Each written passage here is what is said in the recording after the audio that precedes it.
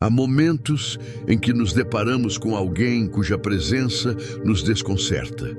Não por algo que é dito, nem por um gesto explícito de hostilidade, mas por uma sensação silenciosa e quase imperceptível que atravessa a pele e ecoa no fundo do peito. É como se um véu invisível de falsidade pairasse sobre aquele sorriso cortês. Como se algo que não pode ser nomeado estivesse acontecendo por trás da perfeição ensaiada. Carl Gustav Jung, um dos maiores exploradores da psique humana, passou décadas observando esse tipo de fenômeno. Em seu consultório, notou um padrão alarmante. Pessoas que pareciam exemplares na superfície, mas escondiam em suas profundezas uma verdade não reconhecida e, por isso, extremamente perigosa. Segundo Jung, o perigo real não reside no mal declarado, mas no mal negado. Não na escuridão assumida, mas naquela que se esconde sob a luz da virtude exagerada. A psicologia analítica nos mostra que o maior risco não é encontrar alguém imperfeito, mas alguém que acredita profundamente na própria pureza. Alguém que projetou a totalidade da sua sombra sobre os outros, enquanto se esconde atrás de uma persona imaculada. Neste vídeo, vamos explorar os sinais mais profundos e perturbadores que Jung identificou na alma humana e o motivo pelo qual, para ele, o pior tipo de pessoa é aquela que está completamente inconsciente de si mesma.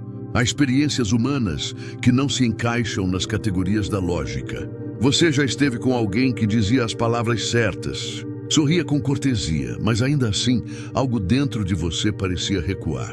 Um calafrio leve, uma contração nos ombros, uma inquietação quase imperceptível, como se o seu corpo estivesse dizendo, não confie. Mas por quê? Esse é o primeiro sinal que Jung nos convida a não ignorar. O pressentimento instintivo de que há algo errado em uma presença correta demais. Jung não era místico no sentido popular, mas acreditava profundamente na sabedoria da psique inconsciente. Para ele, o inconsciente não é apenas um depósito de memórias ou desejos reprimidos, mas uma inteligência viva, capaz de perceber incoerências que a mente racional ainda não registrou. A mente inconsciente vê com mais clareza do que a razão. Essa sensação desconfortável que brota em nós diante de certas pessoas não é paranoia. Muitas vezes, trata-se da intuição detectando uma dissonância entre a imagem social e a verdade interior do outro. O ser humano, com sua capacidade de criar máscaras e personagens, pode simular quase tudo, menos a coerência entre o que sente e o que expressa. E nosso corpo percebe essa incoerência.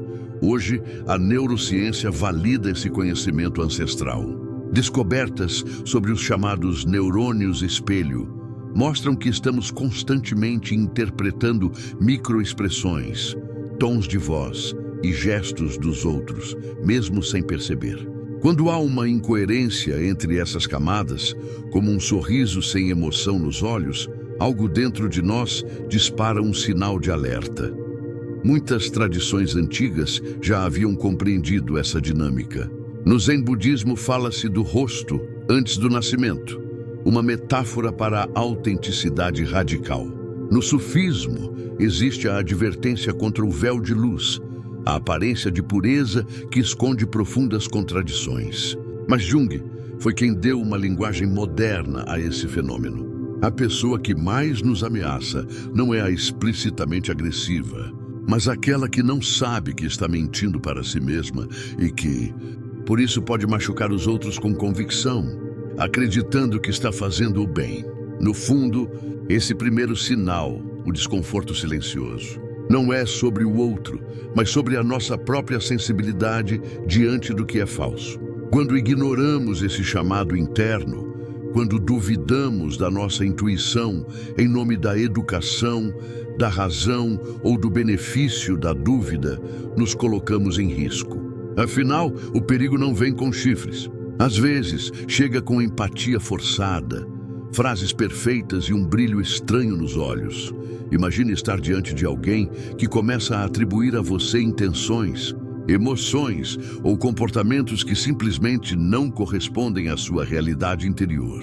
Você se vê acusado de egoísmo quando foi apenas assertivo, de frieza quando apenas estabeleceu limites. É como se, de repente, estivesse carregando uma imagem que não é sua, mas da qual essa pessoa está absolutamente convencida.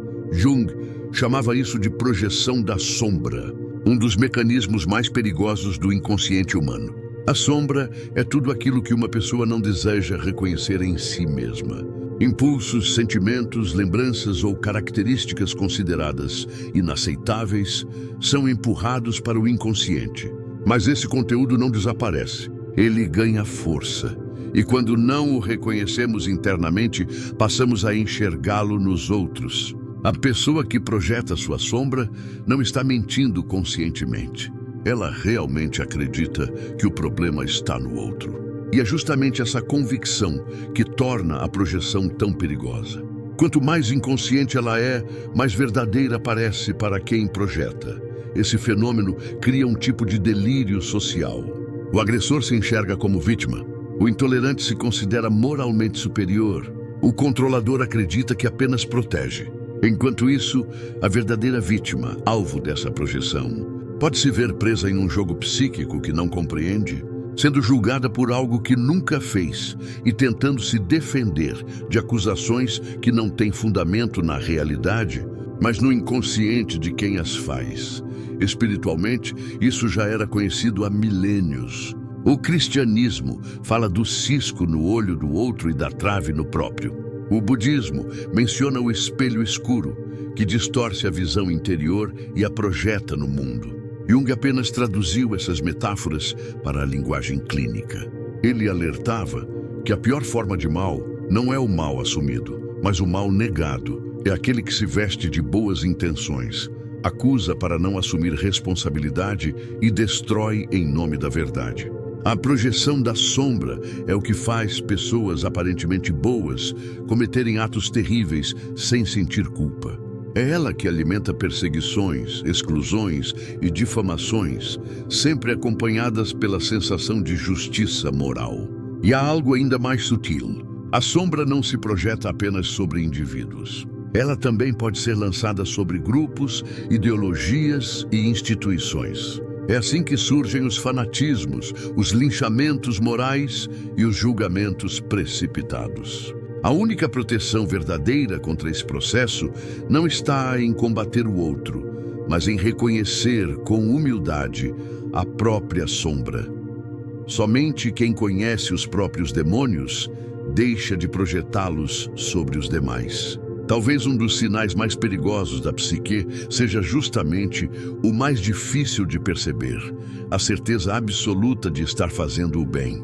Em sua prática clínica e em suas observações históricas, Jung identificou um fenômeno conhecido como inflação psíquica, um estado em que o ego se identifica com imagens arquetípicas grandiosas, como o Salvador, o mestre iluminado ou o mensageiro da verdade. Nesse estado, o indivíduo já não acredita estar apenas expressando uma opinião, mas transmitindo uma verdade absoluta. Quando o ego se identifica com o self, ele se torna inflado, e esse é um dos maiores perigos descritos pela psicologia analítica. Diferente do narcisismo comum, que costuma ser evidente e superficial, a inflação junguiana é sutil e profundamente convincente, tanto para quem a experimenta quanto para quem a observa. A pessoa espiritualmente inflada não diz, sou melhor do que você. Ela afirma, sou um instrumento da verdade. Apenas cumpro uma missão. Estou a serviço de um bem maior. É por isso que esse tipo de indivíduo frequentemente transmite carisma e autoridade. Sua convicção exerce fascínio. Sua ausência de dúvida transmite segurança em um mundo confuso. Mas trata-se de uma segurança perigosa, pois nasce da identificação com algo que ultrapassa a individualidade, sem que exista estrutura interior para sustentar essa força. O místico alemão Meister Eckhart já advertia: a armadilha mais sutil do caminho espiritual é acreditar que você chegou. Jung reforçava essa mesma ideia ao afirmar que os conteúdos arquetípicos não devem ser possuídos, mas relacionados com humildade. Porque quando o ego se infla, ele deixa de ouvir, deixa de questionar, deixa de contemplar. Ele apenas decreta. Pessoas nesse estado não aceitam críticas porque não sentem que estão sendo questionadas. Acreditam que o próprio bem está sendo atacado. Elas deixam de enxergar o outro como interlocutor e passam a vê-lo como um obstáculo à verdade que imaginam representar. É assim que surgem os inquisidores, os falsos profetas e os gurus autoritários. O perigo não ameaça apenas aqueles que estão ao redor, mas principalmente quem vive essa ilusão. Jung observava que, quanto maior a inflação do ego, maior será o colapso futuro. O inconsciente não permite que alguém permaneça indefinidamente dissociado de si mesmo. Mais cedo ou mais tarde, a sombra retorna. E quanto mais alto o ego se elevou, mais violenta tende a ser a queda. Por isso, o verdadeiro sinal de maturidade espiritual não é a certeza absoluta, mas a humildade diante da dúvida. Não é a retórica da pureza, mas a consciência dos próprios limites. Imagine alguém que sempre sabe exatamente o que dizer, sorri no momento certo, elogia com precisão, adota o tom perfeito, evita qualquer conflito e parece nunca cometer erros. À primeira vista, essa pessoa parece impecável, talvez até admirável. Mas com o tempo, algo nela começa a se incomodar. Falta espontaneidade. Há um brilho estranho no olhar, uma ausência de calor humano. É como se sua presença fosse tão perfeita que acabasse parecendo artificial. Jung chamou essa construção de persona, a máscara social que desenvolvemos para viver em sociedade. A persona não representa quem realmente somos, mas quem os outros acreditam que somos. Todos nós precisamos dela. Ela é necessária para o convívio, para o trabalho e para os rituais da vida cotidiana. O problema surge quando o indivíduo passa a se identificar completamente com essa máscara, quando já não existe diferença entre o papel que desempenha e a pessoa que realmente é. Nesse momento, a persona deixa de ser um instrumento e se transforma em uma prisão. O verdadeiro eu, com suas contradições, fragilidades e impulsos, é sufocado. O que resta é um personagem que representa a perfeição enquanto esconde um profundo vazio interior. Jung alertava que quanto mais rígida a persona, mais caótica tende a ser a sombra. Isso acontece porque sustentar constantemente uma fachada consome enorme energia psíquica. Tudo aquilo que é reprimido continua se acumulando em silêncio, até encontrar uma forma de explodir. O problema não está na máscara, mas em esquecer que ela é apenas uma máscara. Pessoas totalmente identificadas com sua persona tornam-se previsíveis, artificiais e paradoxalmente inquietantes. Você sente que algo está faltando, embora não consiga explicar exatamente o que. O corpo percebe antes da mente a ausência de autenticidade. A neurociência contemporânea reforça essa percepção. Nossos neurônios espelho detectam incoerências sutis entre palavras, expressões faciais e linguagem corporal. Quando a atuação social está desconectada da realidade interior, o cérebro dispara um alerta que se manifesta como estranheza ou desconfiança, aparentemente sem explicação. Jung e seus seguidores observaram que, muitas vezes, as pessoas mais corretas, mais adaptadas socialmente e mais admiradas por sua aparência de perfeição, são justamente aquelas que experimentam as erupções de sombra mais intensas, explosões de raiva, crises morais e colapsos emocionais, como se tudo aquilo que foi reprimido retornasse de uma só vez. Esse é o custo psicológico da hipocrisia bem intencionada. Abandonar o self para preservar uma imagem. E como toda forma de traição, essa também cobra seu preço. A pergunta que permanece é simples, mas profunda. Até que ponto a sua perfeição é verdadeira? E até que ponto ela representa apenas o melhor personagem que você já interpretou? O homem não possui os arquétipos. São os arquétipos que possuem o homem. Segundo Jung, os arquétipos são estruturas universais da psique, padrões primordiais que habitam o inconsciente coletivo. São forças vivas que moldam nossos comportamentos, sonhos e valores. Existem arquétipos como o da mãe, do guerreiro, do curador, do juiz, da vítima e do salvador, todos carregando potenciais luminosos e sombrios. O problema começa quando alguém se identifica completamente com um desses arquétipos. Nesse estado, deixa de ser um indivíduo consciente, cheio de nuances, dúvidas e contradições, para se tornar a encarnação de uma única ideia. Já não atua como juiz. Acredita ser o juiz absoluto. Não procura ajudar. Convence-se de que é o único salvador legítimo. E como todo papel arquetípico, isso vem acompanhado de uma convicção inabalável. Essa rigidez psicológica é um dos sinais mais evidentes da possessão arquetípica. Jung observava esse fenômeno em líderes políticos, religiosos e até terapeutas. Pessoas que deixaram de possuir um eu funcional e passaram a se fundir com uma força que ultrapassa sua própria consciência. Nesse ponto, você já não está diante de uma pessoa inteira, mas de um fragmento arquetípico que assumiu o controle.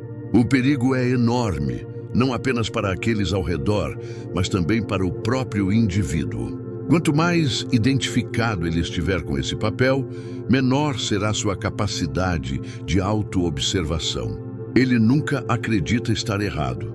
Os outros é que não o compreendem. Ele não considera suas atitudes excessivamente duras. Na sua percepção, é o mundo que resiste ao que é correto. Tradicionalmente, esse fenômeno era entendido como uma espécie de possessão espiritual. Xamãs, monges e místicos sabiam distinguir quando estavam servindo a algo maior e quando estavam sendo dominados por essa força. As antigas tradições chamavam isso de discernimento dos espíritos. Jung traduziu essa ideia como discernimento arquetípico e advertiu que, sem ele, perdemos a flexibilidade psíquica necessária para evoluir.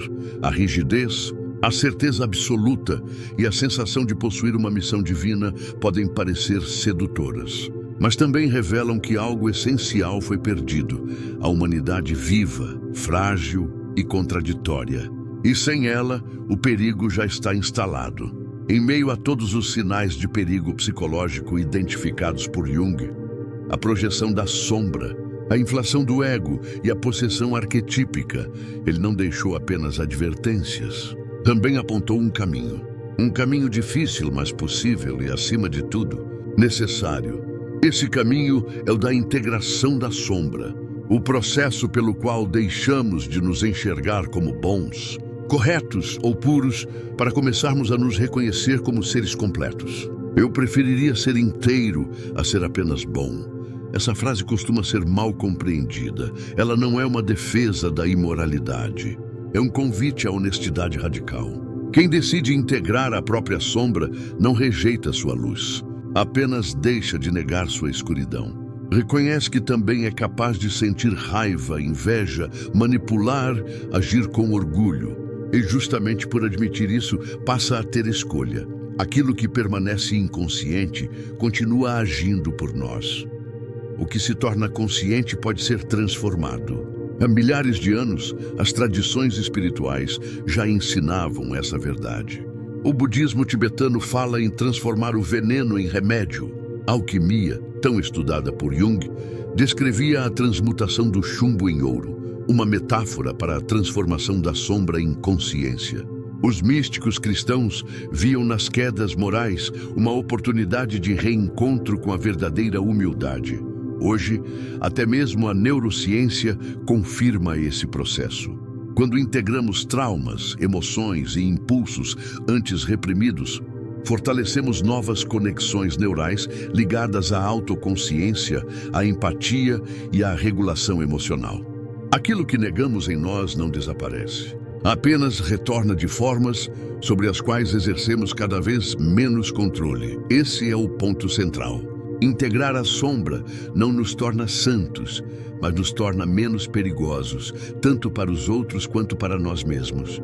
A verdadeira maturidade não consiste em acreditar que já evoluímos, mas em reconhecer que estaremos sempre em processo. É ser capaz de exercer compaixão porque conhecemos a dor, ouvir porque já não precisamos provar que estamos certos e falhar sem desmoronar. As pessoas que percorrem esse caminho carregam uma característica inconfundível: humildade sem autonegação e autoridade sem autoritarismo. Elas não se apresentam como perfeitas, mas transmitem integridade. Não escondem seus conflitos, mas também não são governadas por eles.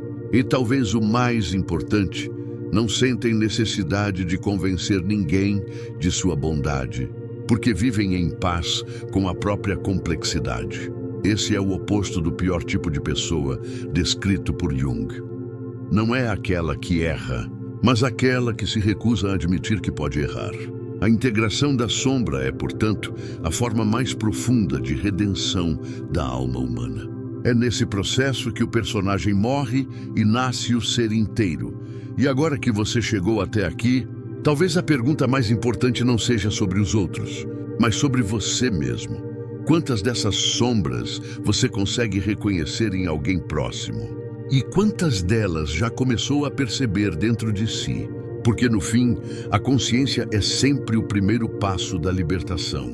E toda transformação começa com uma decisão simples, mas profundamente corajosa: parar de fugir de si mesmo.